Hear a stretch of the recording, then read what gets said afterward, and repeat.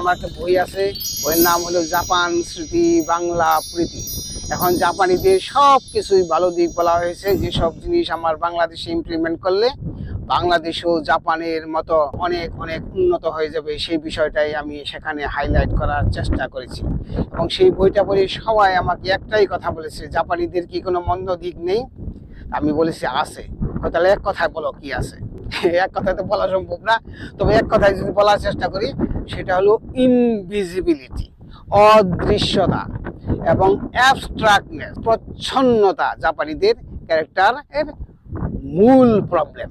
এরা কখনোই ক্লিয়ারলি কোনো কিছুই বলবে না। এই জাপানে অপ্রকাশিত রেসিজম রয়েছে, অপ্রকাশিত পভার্টি রয়েছে, অপ্রকাশিত দ্বন্দ্ব রয়েছে। এখানে অতিরিক্ত কাজের চাপ, অতিরিক্ত মানুষ ব্যস্ত, কিন্তু এরা সেটাকে প্রকাশ করতে করে না, কিন্তু রয়েছে। এটাকে কুরুশি বলা হয়, যার ফলশ্রুতিতে জাপানের অধিকাংশ মানুষ সব সময় মানসিক চাপে থাকে এবং তাপে থাকে। অনেকেই মনে করে যে শিক্ষা পদ্ধতি উদ্ভাসিত, এখানে পরীক্ষা পদ্ধতি নেই, মুক্ত ভাবে মানুষ লেখাপড়া করে, কিন্তু তা না। জাপানি স্কুলগুলিতে যদি যান, আপনি দেখবেন জাপানি শিক্ষার্থীরা অনেক অনেক অনেক বেশি চাপে থাকে, যদিও এখানে পরীক্ষার কোনো চাপ নেই, মুখস্থের কোনো চাপ নেই।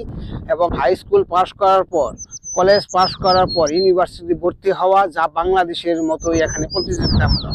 এত বেশি খরচ দিয়ে রেখেছে যে এখানে যারা লোয়ার মিডল ক্লাস বা মিডল ক্লাস, তাদের ছেলে মেয়েদেরকে ইউনিভার্সিটিতে পড়াতেই পারে, লক্ষ লক্ষ টাকার ব্যাপার, যেটা সাধারণ মানুষ ব্যয় করতে পারে না। যার ফলশ্রুতিতে সবাই মানে 12 ক্লাস পড়ার পর একটা ভোকেশনাল কোর্স করেই চুপ হয়ে যায়। জাপানিদের ডিসোশালাইজেশন মানে সেপারেশন, সব মানুষই কিন্তু একটু চেষ্টা করার পরে আস্তে করে নিজেরে গুটিয়ে নিয়ে নিজের মতো করে চলাফেরা করা শুরু করে। এক ধরনের আত্মকেন্দ্রিকতা রয়েছে।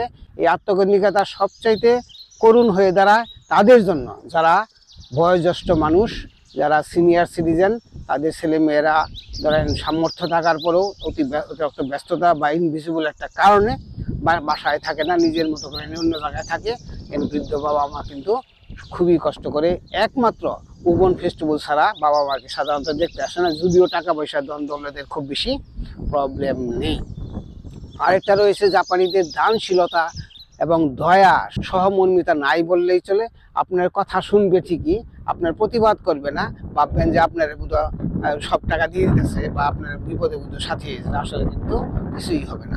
এখানে না বলার সংস্কৃতি নেই, সবাই হ বলে, কিন্তু নাটা এমন ভাবে বলে যেন হয় বলছে, আসলে হ বলে না। যার ফলশ্রুতিতে বিদেশিদের সঙ্গে জাপানিদের দ্বন্দ্ব সবসময় লেগে থাকে। বিশেষ করে আমার সঙ্গে প্রথম প্রথম লাগতো, আমি ভাবতাম যে এটা তো রাজি হয়ে গেছে এই ক্লায়েন্ট, আমার বউকে বলতাম, আমার ওয়াইফকে বলতাম যে রাজি হয়ে গেছে, কিন্তু আসলে বললো না রাজি হয় নাই, চোখ দেখে বুঝতে পারছি সে রাজি হয় নাই। আসলেই পরে ফলশ্রুতি দেখলাম রাজি হয় নাই। এবং প্রেমের প্রস্তাব আপনাকে এমন ভাবে প্রশংসা করবে, আপনি ভাববেন যে খাইছে আমার এই সুন্দরী তো আমার প্রেমের দেওয়ানা। আসলে কিন্তু ওভাবেই সে কথা বলে, ওভাবেই সে কথা বলে, ওভাবেই এভাবেই জাপানিরা কথা বলে। বিদেশিরা অনেক সময় ভুল বুঝে। সবচেয়ে বড় করুন জিনিসটা হলো যে একজন বিদেশি এটা বুঝতে বুঝতেই 10 থেকে 20 বছর লেগে যায়। যার ফলশ্রুতি দেখবেন যে জাপানে যত্রতত্র জাপানিতে প্রশংসা করে, হ্যাঁ, কিন্তু 5 বছর 10 বছর 15 বছর 20 বছর ভালো বেতনও সবকিছুই আছে, কিন্তু জাপানিদের মতো হয় নাই। যার ফলশ্রুতি জাপানি এটা মানে প্রফেশন করতে পারে না এবং শেষ মুহূর্তে কিন্তু নিজের দেশে ফিরে যায়। এবং উন্নত দেশগুলো, বিশেষ করে ওয়েস্টার্ন কান্ট্রিগুলিতে কিন্তু আমরা সাধারণত যারা ইমিগ্রেন্ট হই তারা থেকে যায় বা থাকার চেষ্টা করে, হ্যাঁ, বা থাকতে পারেও। জাপানে কিন্তু থাকা খুব মুশকিল। যদি জাপানে থাকতে চান তাহলে জাপানি হয়েই থাকতে হবে। জাপানি হয়ে যদি না থাকেন, সব সময় আপনি গাইকোকুজিন অর্থাৎ বিদেশি হিসাবে পরিগণিত হবেন। যাই হোক, সবচেয়ে বড় কথা হলো জাপানিদের প্রচ্ছন্নতা আমার খুব অপছন্দ। এখানে যে ইনভিজিবল দারিদ্রতা রয়েছে, সেই দারিদ্রতার প্রকাশ ঘটে না। বাংলাদেশে তো চুরি, ডাকাতি, ঘুষ, দুর্নীতি এবং ভিক্ষাবৃত্তির মাধ্যমে আমরা দারিদ্রতা বুঝতে পারি। জাপানে এগুলো নেই, যার জন্য আমরা দারিদ্রতা বুঝতে পারি না। এবং সাধারণত তারা না খেয়ে থাকবে, মরে যাবে, কিন্তু অন্যের কাছে সাধারণত চাবে না। কিন্তু অন্যরা হয়তো অনেকেই দেয়, পাড়া প্রতিবেশীরা দেওয়ার একটা যে ধরনটা আমার খুব পছন্দ না, মানে মনে হয় যে একেবারেই মানে তুচ্ছ তাচ্ছিল্যের মতো মনে হলো। কিছুই বললো না, কিন্তু দিল, কিন্তু দেওয়াটা এমন ভাবে দেয় যে আমার খুব ভালো লাগে না, যেটা বাংলাদেশে ভালো লাগে। কাজে মানে টু মাচ একুরেসি ভালো, একুরেসি তো অবশ্যই ভালো, একটু একুরেসির জন্য 100%-এর মধ্যে 1% প্রবলেমে যদি 99% বন্ধ হয়ে যায়, তাহলে তো খুবই অন্যায় এবং খারাপ জিনিস। এটা জাপানিদের বেলায় খুবই করুন, যার ফলশ্রুতিতে জাপানিজ কোম্পানিগুলোতে মানে সাধারণত বিদেশিরা বড় পজিশনে বা রেসপন্সিবল পজিশন যাইতে পারে না। আর জাপানে তো ধরেন সরকারি চাকরিতে বিদেশিদের ধরতে গেলে একরকম হারাম, আপনি কোনো জায়গায় পাবেন না, কোনো এমনকি আমেরিকানদের না।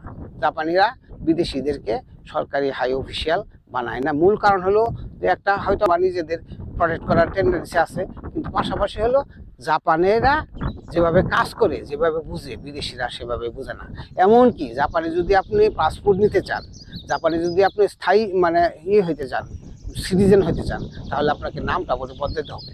নামটা আবার কাতাকানা হলে হবে না, কাতাকানা মানে বিদেশি নাম না, একেবারে কাঞ্জি এবং হিরাগানা হইতে হবে। কাঞ্জি মিনিং না থাকলে জাপানিরা ভেবে নেয় যে এটা বিদেশি বলার সঙ্গে সঙ্গে জাপানিরা কিন্তু অ্যালার্ট হয়ে যায়। আমি এটাকে রেসিজম মনে করি। শহরগুলিতে ট্রেনে চড়েন, তাহলে বুঝতে পারবেন এখানে রেসিজম আছে কি নাই। ওয়েস্টার্ন কান্ট্রিগুলিতে বা ইসলামিক কান্ট্রিগুলিতে বা খ্রিস্টান কান্ট্রিগুলিতে সাধারণত ভিন্ন মত হলে, ভিন্ন ধর্ম হলে রেসিজমটা প্রকাশিত হয়, অনেক সময় মারামারি পর্যায়ে চলে যায়। জাপানে এই জিনিসটা হয় না।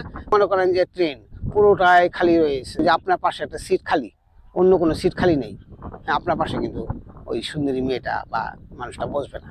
আমি ভাবতাম আগে যে একটু অ্যাভয়েড করতেছে, তা না। তারপর অনেকে বললো যে এটা একটা ইনভিজিবল মানে প্র্যাকটিস, জাপানিরা বিদেশিদেরকে একটু অ্যাভয়েড করে চলে। খালি থাকার পরেও দাঁড়িয়ে যাবে, কিন্তু আপনার পাশে বসবে না। এবং আপনি যদি বসে আছেন, পাশে একটা মানে একটা মেয়ে মনে করে মানুষ বসে আছে, জাপানি বসে আছে, আপনি গিয়ে পাশে বসলেন, আস্তে করে সরে গিয়ে আর একটু দূরে গিয়ে বসবে। জাপানিরা এইবার নর্মালি টেকনোলজি কে এবং অর্থনীতিকে গ্লোবাল করেছে, কিন্তু কালচারকে গ্লোবাল করে নাই এবং গ্লোবাল মাইন্ড না। এরা ইংরেজি শিখে না বা শিখতে চায় না। এখন যদিও একটু একটু শিখতে চাচ্ছে, কিন্তু এরা আসলে নিজেদের কালচারকে নষ্ট করতে চায় না, বদলাতে চায় না, এবং নিজেদের কালচারকেই 100% একুরেট মনে করে এবং সুপিরিয়রিটি কমপ্লেক্সে থাকে। এবং সবচেয়ে বড় যে জিনিসটা হলো যে জাপানিরা হায়ারার্কি মেনটেন করে 100%, যেটা বিদেশিরা সাধারণত করে না।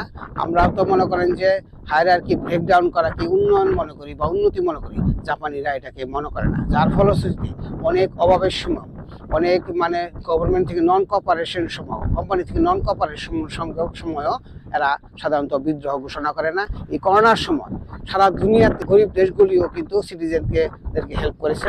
জাপানিরা সরকার তেমন হেল্প করে নাই।